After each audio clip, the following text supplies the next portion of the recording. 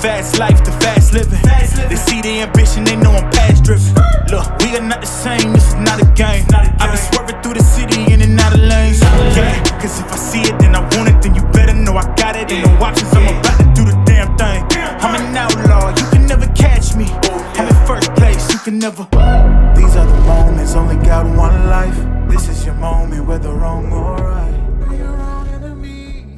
Hello, everyone. Welcome to the Spot Real Talk. My name is Tiara. I'm Tiffany. I'm Ron. And we are back today for another recap of Cross on Amazon Prime.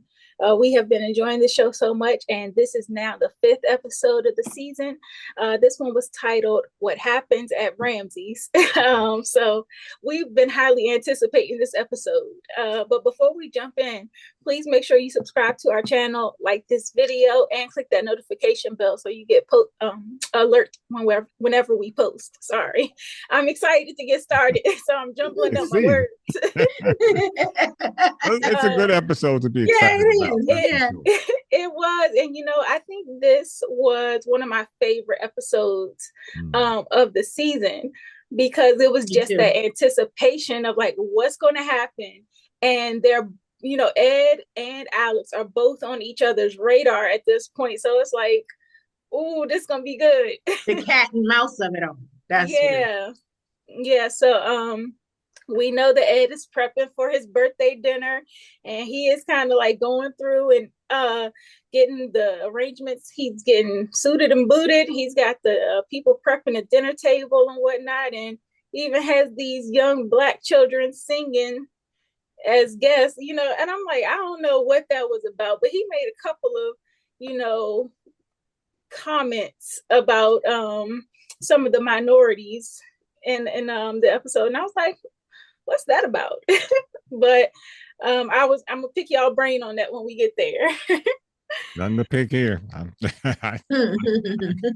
going straight forward. I mean, well, I was just gonna say, like, there were definitely some themes of like, okay, having the young Black kids there singing "What a Wonderful World" and stuff, and then at the actual dinner party, there was a point in one of his speeches where he was kind of like paying homage to the Anacostia natives whose ancestral land he was on. And Elle even made a comment, well, like, if you really want to honor them, give them their land back. Give them their land back, right. Hey, hello, America. I was like, amen, Elle. I was like, you better come on through with that message. Hello, America. Yeah, because I was like, oh, that's a little odd. But there's a lot of elites at this party. It's very clear that his guest list is deep. Like, he got some very high-ranking names on there, and of course Alex being a plus one, he gets a front seat view at all the shenanigans that go on behind the scenes at these elite parties and whatnot. And so obviously Alex's MO is like, let me get up in here and ask him all the questions that I need to ask and observe what I need to see, without him being able to get a lawyer and, kind of silencing up and denying any accusations. So he wanted to get into his head. He wanted to like fill him out and stuff and get inside his head and that he did. And that he did, and Ed did the same. Yep, they were definitely kind of feeding off of each other's energy and playing tit for tat, like you said. And it kind of starts off with like all the guests are like really intrigued that, of course, Chief Anderson is there and Alex is there. And so word is obviously out about the serial killer. So they're like, oh, so, what do you think about the serial killer? Do you have any suspects and stuff? And of course, the chief is trying to be tight-lipped and whatnot. But Alex gives a little hint. He was like, we got a profile of the killer. And they're like, well, please tell. And he's basically commenting on Ed, like saying he's white, he's in his 40s, suave, confident, wealthy, probably grew up poor in the Midwest, and more Bundy than Dahmer. And so it's like, it fits Ed to a T. Mm-hmm. And I'm like, I was wondering if Ed actually had picked up on the fact that he was onto him. Oh, yeah. I was like, the look on his face. Because he tilted his head like, Mm-hmm. I don't think Ed was surprised either. I mean, you know, he knows that Alex is smart, and he knows that he's a top-notch detective. So when he started, you know, kind of pinpointing some of those things, Ed knew. Yep. He's no dummy. But his comeback was pretty strong. Well, yeah, we know later on at the dinner he fired off at Alex too. It actually started in Ed's office when he offered him the Pappy Van Winkle whiskey. And you know, Alex is like, how you know that I like this type of whiskey and whatnot? So it was like little clues that Ed had done his research on Alex as well. And so, you know, it was. Can I interrupt you here though Yeah, for a please, quick second? If I were Alex, I would not even want to breathe the same air Ed is around, much less take a drink from him. It would be absolutely no. You can offer me the world. You can offer me 100 bottles of my favorite whiskey. I'm not touching it. After what we seen him do to Shannon. Oh my gracious. Oh, exactly. If only you knew, Alex, you would not take that sip. And even not to know, I still would be crazy suspect about him because Alex has already thought about, analyzed, and figured out what this man is and what he can do. So even if I didn't know he can poison you in many, many different ways, I still wouldn't touch it. Mm-hmm. You know, I want only 20 feet would be about a safe distance that I want to be from Ed. Yeah, and it's like you already kind of like working your way to his bad side by snooping around in his office, but then you pour some salt in the wound, and he continues to like elaborate that like, oh, we know that the serial killer, he's a fanboy. Mm-hmm. You know, he has this scrapbook and his groupie behavior and all this stuff. So he just like rubbing it in. Mm-hmm. Yep. And so he's like, yeah, he uses his intellect to kind of like mask his insecurities. He's really he wants to fit into the serial killer club. And so he's right. He's right. He is right. But I was like, dang, you in this man's house and insulted him to his face, snooping through his stuff without a warrant. I have to admit. He did the same. He was basically doing the same thing he did to the other guy in the beginning in the interrogation room. He's, you know, he's getting into his head. But the thing is, you know, one thing he said about Ed when he was describing him in that profile, that he has like superior intelligence and stuff. Mm-hmm. And one thing about serial killers, a lot of them in the past, there's some of them that really like to spar with with the police and stuff, and especially they'll find one that they like and, you know, and focus on them, and that will be their main target they interact with and give them clues and stuff. So I think that he thinks that like he don't want to get caught, but at the same time I think he is honored or whatever that it is Alex Cross that's investigating him. I think that he enjoys that. Yeah, because it's clear that none of the other investigators would have been able to figure it out. So if I'm gonna get found out, put your best and brightest on me and see if he can do it. But he's so egotistical. His ego supersedes anything I've ever heard of before in my life.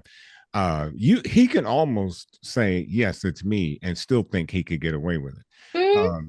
You know, you could see the confidence exuding him, no matter how close Alex got with his description of the serial killer. And I think so because Ed takes serial killers to another level. I mean, we got some serial killers, but Ed, and I think what really rubbed him though. Ted Bundy was like that too, though. Yeah, but he didn't keep a scrapbook and then make sure that everybody that he kills looks like, you know, that's what I mean by that's what I meant by another level, and not just killing somebody. And went back. Yeah, but I'm talking about. But I'm talking about Ed's level. That just had never been done before. I never heard of anything like that. And so with Ed, you know, I just think that the only one thing that I think caught him is that not so much the fanboy, but the way he talked about the scrapbook. He minimized his intelligence by how he talked about that scrapbook. And that really hung him because you could see the look in his eyes. His eyes got big, and he was like, "Well, wait a minute, He deflated him. That's my pride and joy. And you killing my scrapbook? No." Yeah, and it was clear that he was highly pissed off once he returned to the party because, exactly. that little story he starts telling about this kid, Isaiah, whose parents were killed in a car accident, and his mother was essentially like this whore in the city, and she died in the accident, and he had the little boy had to be raised by the grandmother. And Ed was basically saying, I felt bad for the kid, and I wanted to provide charity to him and make sure that he was successful and all this stuff. And he just going on gloating and stuff. And Ella's like, wait a minute, is he talking about you? And so the whole time he's telling like Alex's life story. And it's like I said, it's very clear that they both did their research on each other. Well, I mean, and then that goes way back to what I had said earlier about this other killer. But Ed, though, but Ed, here we go. Here we go. But when Ed said, no matter how low he stoops, I'll always, paraphrasing, have his back. I'll always, and so to tell a story like that, to me, is a whole lot more than just research, because you have to, with any research, you have to have a premise. And if you don't know Alex, where would you start to even find that information out? I wouldn't think that all of what he said about Alex is public knowledge, and there could be, but his ability to obtain that information and then rattle it off in a story the way he did, he probably, to me, that he knows Alex very, very well. Or got one of his minions. He researched and he has minions. Like we just said, this look at that party, the who's who. He even has the police chief at his party, which I was annoyed with. She got to go on a hands list. I can't stand that chief because she is an opportunist. Like she only cares about button up, the case for PR reasons. She's trying to be in a room with the who's who because she wants to run for mayor. Yeah. Run for office. And what about the blue wall of silence? Here she is. She's in a room full of white folks. She's got her top cop in the room who's trying to explain to her what this man is, and she shuns him away as if he's some kind of crazy man. And and that's what really upset me too. I mean, I'm like, this is your top cop, and you're not listening to a word he is saying. Yeah, Chief been foul. She been on the hand. She is foul. I don't rock with her at all. Yeah. Now, when we talk about how Alex got exposed, he had John doing some dirt on the side, like doing some digging. And so he's telling John, go visit this childhood friend of Ed's. And so John goes and does that. And the guy basically mentions that, Ed has always been creepy, and he used to kill animals and cut feet off of birds and stuff. And that goes back to that comment we were making about like serial killers and how they start with mutilating animals. And that's like a signature. And another signature of serial killers is they usually have some type of mommy issue. And so we see that with Ed as well, because he essentially has killed his mother off in his head, regardless of the fact that she is still alive and, in a nursing home with dementia.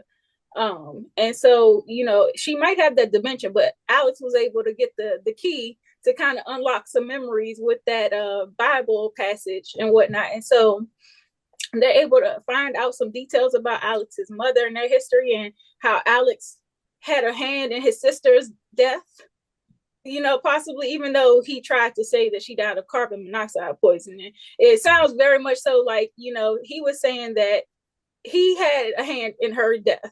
And so, and even if he didn't, the mom may think so, because she was like, when she came to for that little moment, she said, is Eddie still doing bad things? I was like, Mommy knew from jump. Mommy always knows what's happening. Look, the mommy that sent the email this week about the DOD pick, but I digress. Okay.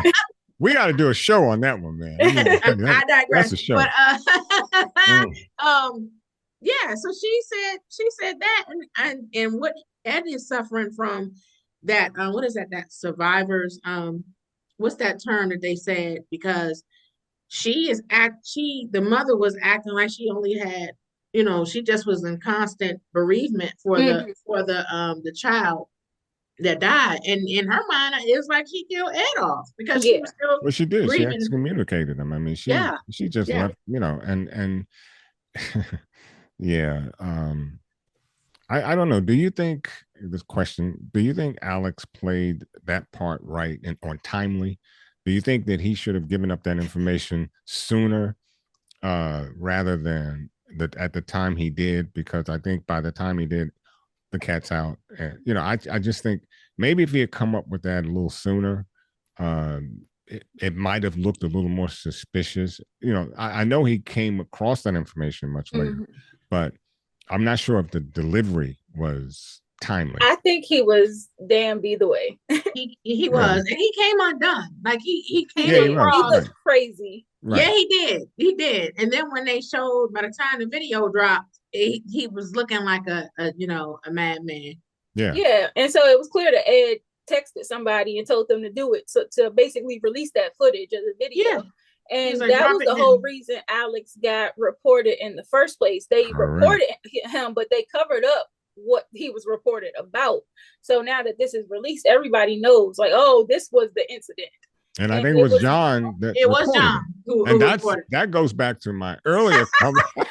See, y'all think I'm crazy, but that's no, we don't think you're crazy. No, I'm just joking. But I mean, that goes back to my earlier comment about John in the first place, because I mean, that's a who. I mean, he was trying to stop him before things got worse.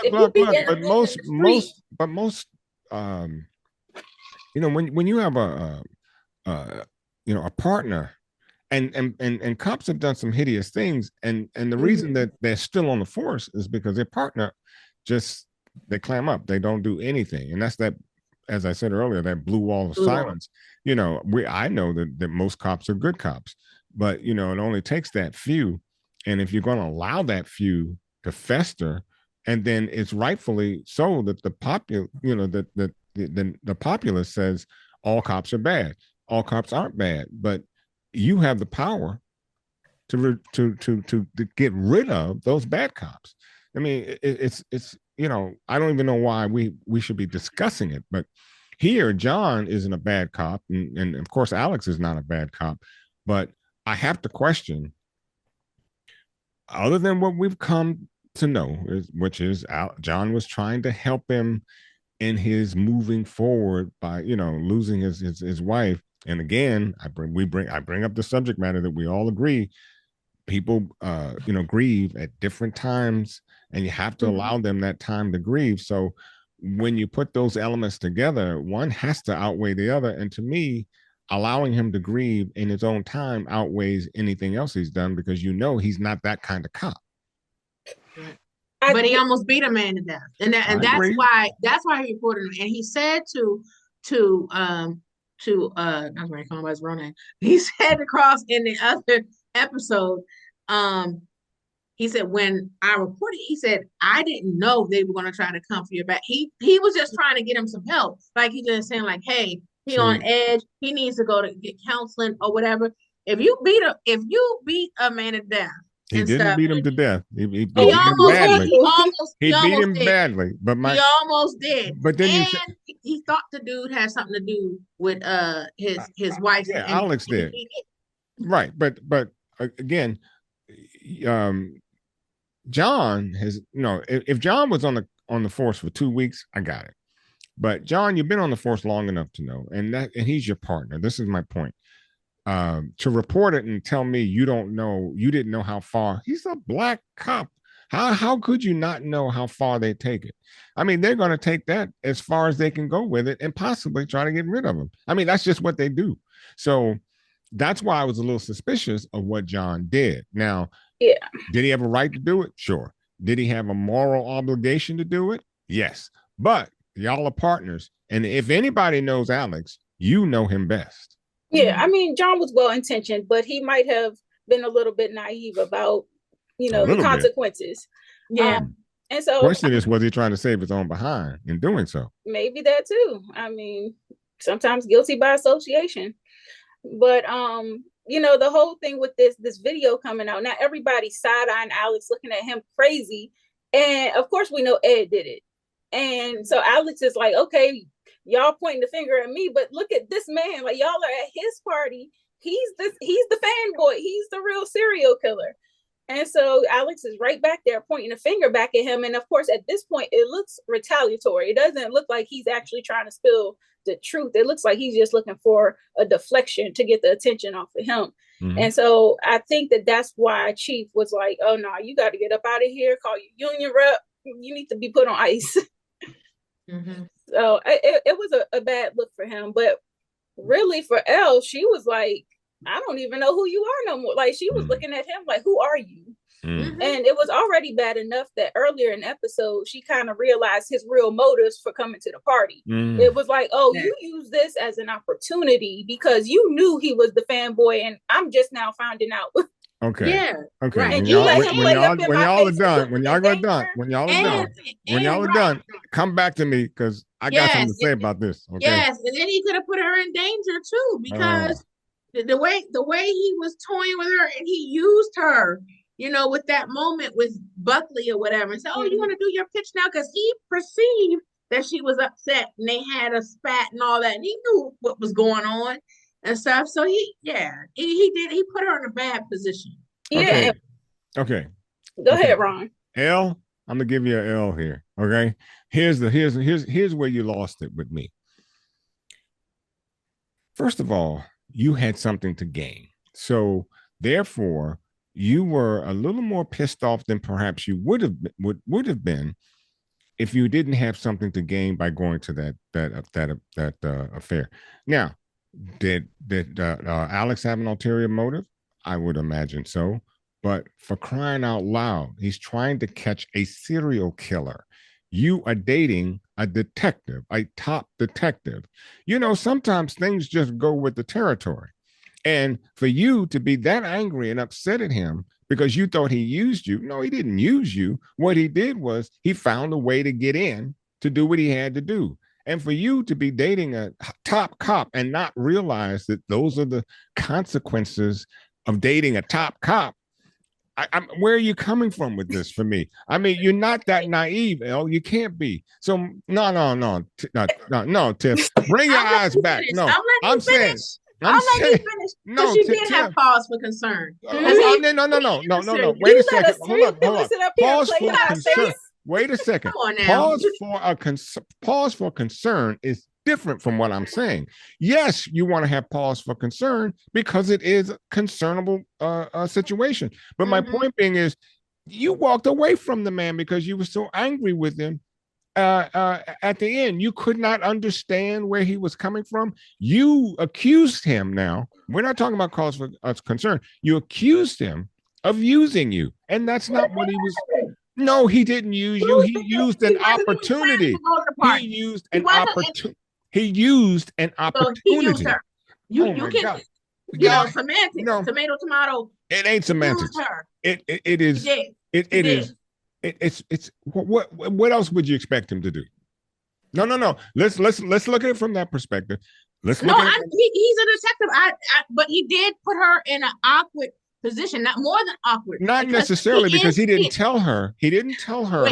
She was in a room by herself with him. No. I'm saying another man. No, what I'm saying is he didn't tell her at the very beginning what he was doing because he didn't want to put her in that awkward situation. The way things turned out, only because of the way things turned out. Alex wasn't expecting things to turn out the way they did. But it's a serial killer. How you think?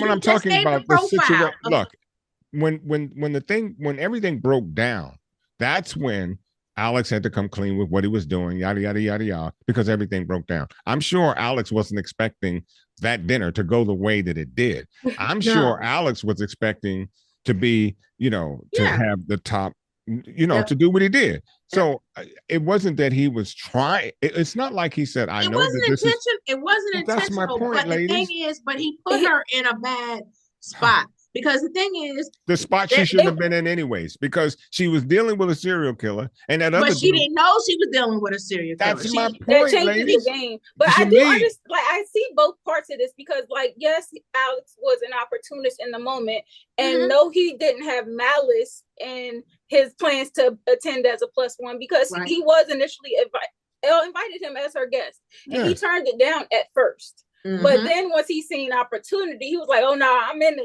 And that's what I'm saying. He did use her, but it wasn't malicious. Right. He used her, but it wasn't malicious. And to me personally, knowing who my date was going to going to party with, I don't know if I would have probably pulled it back and said, no, because this man is a killer. I don't know who he's after. I don't know if he's got a picture of somebody looking like you. My point would have been, I guess I would have struggled with the question of, do I tell her who he actually is before she goes? Well, his justification was like, I didn't tell you because I didn't want you to act any different. Exactly. He wanted her to act normal, and that's why he did. But he had to have her to act normal because he wanted to go. But my point being is, I would have been a little hesitant about you going in the first place, particularly whether with me or not. More importantly, without me. I would have been. But if she didn't show up, that probably would have piqued Ed's curiosity, his spidey senses going, because that's fine. He knew she wanted to make the pitch and stuff, and he played on that. And that's the thing. Cross was out of the room. He wasn't in the room initially when she was when he put her on the spot to make that pitch with that man. And she was in a state, like she was in a very vulnerable state because Alex had just told her who he was. And Ed knew that. And he pounced on her and was like, oh, here's the time. And that's what I'm saying. So that's what she meant too. Like, man, like you put me in this, like, because of your tit for tat. Ed used that to get at Cross. He did. He used that to get at Cross too, because he knew, and the way Cross came in there, he was just like, what's going on here? You okay? Well, because it was also Buckley that played a part in that too, because Buckley was like initially like, oh, you attended police protests. Well, I have, I support causes that back the blue. And so if you are out here attending police rallies and stuff like that, that's against, the way I invest. But when Ed brought up the comment about, oh, well, she's dating Alex Cross, so all of a sudden he's interested in investing $250,000. Okay, ladies, here's a simple statement. There ain't no good contract with the devil. Facts. End of story. Yeah, but at that point, Elle didn't know that he was the devil. That's my point. That had recently come onto her radar. But that's my point. Alex knew. That's why I said, I would, if I were Alex, and would have had a problem with you going in the first place, because there ain't no good contract with the devil. Yeah. Okay. So then you agree that he used her? No. I mean, okay. Because if I guess the term usury to me is. We don't mean it with malice, but wait a minute. Wait. No. Wait. The term usury to me means that you have that ulterior motive that only benefits you. And so that's not what that was. That is not what that was. That was A, I can get in. B, I can be with you in case something jumps off. And that's where he needed to be. Now, if it happened to be that he used the opportunity to get in, because how else would, answer me this question, ladies, if he didn't do that, how else was he going to get into that affair? Chief Anderson. Chief Anderson didn't invite him. She didn't invite him. She didn't, but I mean, she had an invite. He had another way. That would have been another end. Maybe not. We're not mad at him for doing what he did. You're not mad at him, but you're accusing. Okay, y'all gonna. But you're saying, but you're accusing Elle. I'm not accusing her, and you're making it seem like she doesn't have a right to feel the way she does. No. See, it's the terms you use. I didn't say she didn't have a right. Of course, she has a right. She has a right to feel any kind of way she wants to. My point being is, though, when you are dating a cop, particularly a top cop, you have to understand that there are certain, it's a sense of sovereignty. There are certain rules, duties, and responsibilities that he has that are different from yours and mine, which means whatever he has to do to get his man, he has to do it because those are his duties, his responsibilities. So my point being is not whether she had the right to be angry. Of course she had the right to be angry, but to put blinders on and not see why he would do such a thing after knowing who you're dealing with. She didn't put blinders on because she said to him, She said, "How long have you known?" Oh, you known a few days. So a few days ago, when I asked you to come, you said no. But now, when you found out, you've known for several days now. Now you come and you put me in a position now. Like I didn't know who he was when I initially wanted to make the pitch. Now I just find out that I'm at a serial killer's house, and now said serial killer has me in a room by myself with another man, and you're in another room. If she had just learned this information, she felt very vulnerable. That's all I'm saying. She was. Tiara, pardon me. I know this is going on too long. I got one more thing to say. Let me ask you this, Tiffany. If you were L and you asked the question, how long have you known? Well, let's suppose he told you the day he found out that you were going to the house of a serial killer. I probably would have gone. You would have gone? I would probably not have gone. That's the point. Okay, but that's the point. That's my whole point. Alex pleads with her and say, like, look, this will really, really help the case if you just play it cool. But I want you to notice because I'm trying to be transparent, but play it cool with me so that I can get it in with this dude. But you know, that takes a certain level. She wouldn't have been able to. Exactly, because that takes a certain level of expertise that she may not have. She wouldn't have been able to. And I don't have a poker face, so I probably would have been either. No, you definitely don't have a poker face. Looking at him like, Ted Bundy. Well, if they knew what was going on in the background at his house, everybody would be looking at him crazy because, you know, on outside of the party, you know, Ed stepped away to go grab a glass of a bottle of wine. And, you know, Shannon's locked down in the basement, you know, in this chamber. And Ed accidentally drops this $10,000 bottle of wine. And he just leaves it there. And I'm like, oh, he just messed up. And so Shannon in that chair, rocking and rocking, trying to break herself free. And I just knew she was going to grab a piece of that bottle. Sure enough, when Ed comes back into the party, she slashes him and makes a run for it. And I'm like, oh, this is the moment. This is her big chance to break free. She running through that house, getting through, and she gets to the point where she's almost outside, like she's at a window, maybe at like some kind of outdoor terrace or something like that. And of course, our good sis is out there smoking a cigarette. I forgot her name. What's her name? Caitlin, that's what you call Kathy.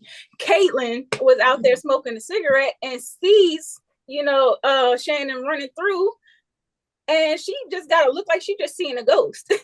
You know what? And I'm like, I thought that most people were kind of privy to the fact. I wasn't sure if she was part of that little secret society, you know, that he kind of like films on the laptop about. So I wasn't sure if she knew some of his like strange activities or not, but it was clear from the look of her face, like she's like, what the heck is going on here? It's that whole adage of you know, what do I have to lose if you know, because she could have been very instrumental in cleaning all that mess up, but you know, you kept your mouth closed, which to me, you talk about the hand, she gets the hand and the foot. But there should be this old video game that I used to play.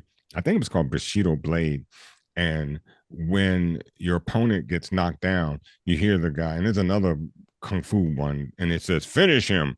Look, ladies, you done got that man down to the ground. You cut him, finish him off, you know, because, and if you're going to run, okay, let me ask you this. Should she have, when she got free, do you think she should have paid more attention to getting out of there than trying to? Yes, because she seen somebody and she was like, oh, thank you, a savior, like somebody can help me. Right. When instead of getting help, she should have just hightailed it out of there. I'm not stopping, I'm not talking, I'm gone. Yeah, I mean, even before she cut him. That since it was an older, like, you know, somebody that's really kind of innocent looking, like it's an older woman, she just sitting out there minding her business, smoking a cigarette. You thinking, oh, like he's having this party, maybe she can just help me out real quick. And not thinking, you know, Ed, somebody like we say, who has a lot of power over people, who has manipulated a lot of people. Like Caitlin ain't budge.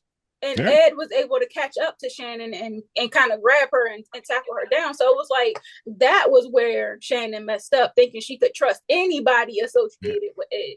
Exactly. Like I said, that dealing with the devil. Yeah, what's it called? But she was scared to death, Caitlin, because when she went back to the party, she was trembling. She was trembling because even Alex, he was just like, are you okay? You like you've seen a ghost. Like he noticed her demeanor right away. And that would have been a perfect time for her to tell a top cop what she saw.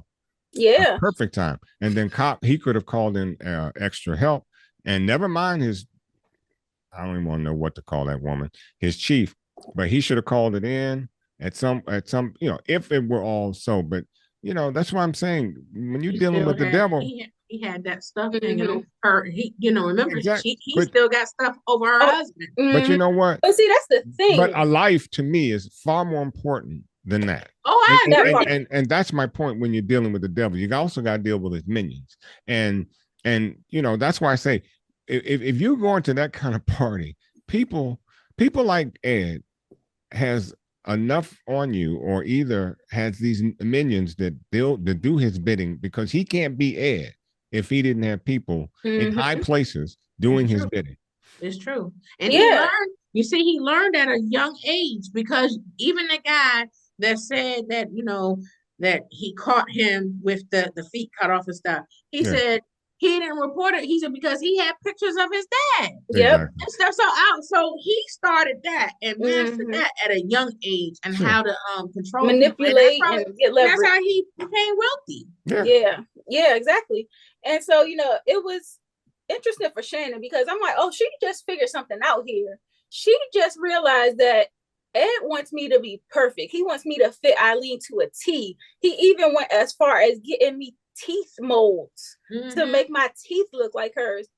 Oh, okay. So how about if I slash my face, then I mess up your picture of perfection. You can't even use me no more. So she just slits her face up. Time. Yeah. And I was like, that was really, Shannon, she does some dumb stuff, but every now and then she has a little glimmer of light. I think she has been doing some so she's been thinking, because she's been doing things to extend her life. Like she's been trying to get in his head. Like she found out about the art. She was having those conversations and stuff. She's figured him out too. Yeah. And so I'm like, okay, she has her moments where she definitely shows like she's on her toes, thinking 2 steps ahead. Yeah, I think I'd have been a little short on that one. I mean, by the time I got that glass here, I'm like, I don't think so. I mean, I know that takes a lot. That takes a whole lot to disfigure yourself. Like, but that's so to say the desperation that she's in, and so that's why I'm like, I thought she was gonna get away. I really did. I thought she was gonna make her break, but what would that do to the storyline? That's like I said, 3 episodes left. Nope. So like you said, 3 episodes left. And we still got a lot to unpack in terms of this story, both with Ed and with the person from Alex's past, who we've yet to figure out who that is thus far. So I really, really enjoyed the suspense and the cat and mouse and tit for tat of this whole episode. And we got a lot of background on Ed's childhood and his upbringing. We got a lot of information about Alex and his childhood and upbringing. And it was just cool to see, some of the details. I like how they don't give it to you up front, because they could have gave us that information the first episode. But here we are, episode 5, just kind of finding out the details of some of this stuff. So I like how they kind of let us find out gradually in a very intriguing way that adds to the storyline. Yeah, and for those of you who are just tuning in or don't know us, Tiffany and I we go way back with Point Counterpoint. So don't feel bad or be concerned or alarmed. I love her. She's my sis. It's just that's what we do. It's what we do. And I've been noticing too with Tiara, she's been letting it go a little longer each time. Hey, you know what? They say it adds to the entertainment value because it entertains me. I'll say that. I'm gonna let y'all go. It's not intentional. It's just like, never mind. But we kind of brought up our Who Can Get the Hands list. So we definitely said Chief Anderson is on the Who Can Get the Hands list. Ed is obviously on the Who Can Get the Hands list.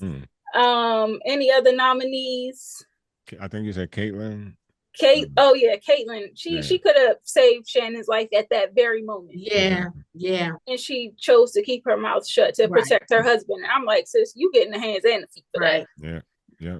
Yeah. I also would give it to Buckley because he was very condescending. Buckley condescending, smug. Yeah, him too. I'm waiting for Ron to see if he's gonna give Elle the hang. I'm waiting. No, I'm not. No, I'm not. No, I'm not going to give her. I already gave her an L. She should have took the loss, but I'm not going to give her the hands list. I think, I mean, for whatever reason, just like we said, she had a right to be upset. So I can't take the right from her. I just, all I was basically trying to say in a nutshell is that you have to consider the company you keep. And if you're going to date somebody like a cop, you have to consider their obligations as a police officer, because a lot of times it's going to overwrite your obligations with him. So it's just the company you keep. You probably would have thought that maybe the next day. I think in that moment, she was upset. Maybe like the next day when she had a chance to calm down and get out from the grasp of a serial killer, then I think she would be able to say like, okay, like I understand. Maybe I was tripping because I was scared. But in that moment, I felt her. I might have felt the same way. Yeah. Okay, so who gets the game ball? The game ball. I'm thinking maybe Shannon, because she bought herself more time. Yeah, I agree. She didn't escape, but she, and she cut him. So Yeah, that's true. She shanked him a little bit. Yeah. I mean, that's a pretty deep cut. Yeah, she did. I wish she had just kept cutting him. But cut his ankles, so he can't move. Or kept. Yeah, I mean anything. I mean, like I said, finish him, because he's definitely trying to finish you. So your morals. Or she probably was trying not to get too close to him, because you see, the day one thing I noticed about him, the day of his party, like the way he was working out and this, that, and the other and stuff. And I was just like, hey, this is a man, especially people who are also insane too. They usually have abnormal strength. So I was like, she probably, when she shanked him, she probably didn't want to get close enough for him to still grab her. He's still a man, Yeah, but rage is a funny thing. And she seemed like to have a lot of it. So but I don't know. But I don't know. It's all said and done now. So I mean, who else could we give the game ball? I don't know. Well, I would have given it to Elle if she just, slowed down with her emotions and let the man do it. Be careful about that. Just saying. Yeah, I was about to say. She could have gotten. Be careful with it. That's loaded. You say that. I know. I could get in major trouble, but I'm just saying. Slow your emotions down. Give a little logic to the situation, and let's see where we go. I'm just saying, because saying that sounds a little sexist. No, it's a look. I'm only regurgitating. Get them, ladies. Get them. Get them. Y'all, it's said that y'all think emotionally, we think logically. I don't know how true it is, and I do know that I do know for a fact that there are men that think very emotionally and have no logic to them at all. As well as I know that I'm throwing myself a lifeline. I know that there are women that think very logically.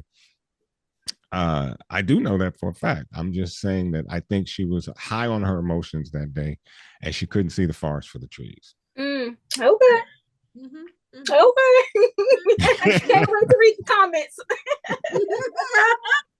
Because I think anybody who's been high on emotions, finding out there's somebody that they thought was a normal person is a serial killer. No. I'm talking about with Alex. Consider the source. Like I said, consider the source. If you consider the source, you may have given him, some leeway. The day after I had a chance to sleep on it, not in that moment. Yeah. Whatever. All right, y'all. Well, it has been real. Thank you to the viewers out there for watching. Please make sure you drop down in the comment section. Give us your thoughts on this episode, as well as any predictions you have for the next episode if you haven't watched it already. Make sure you follow us on all of our social media platforms at The Spot Real Talk.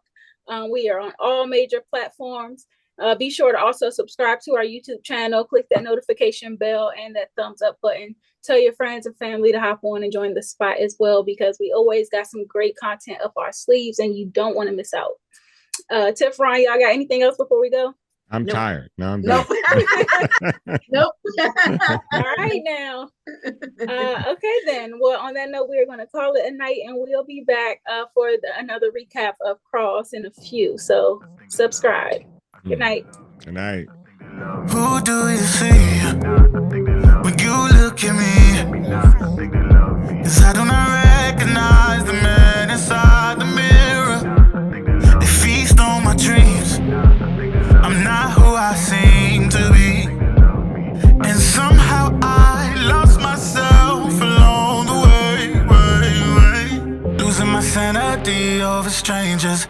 When they see your wounds, it gets dangerous.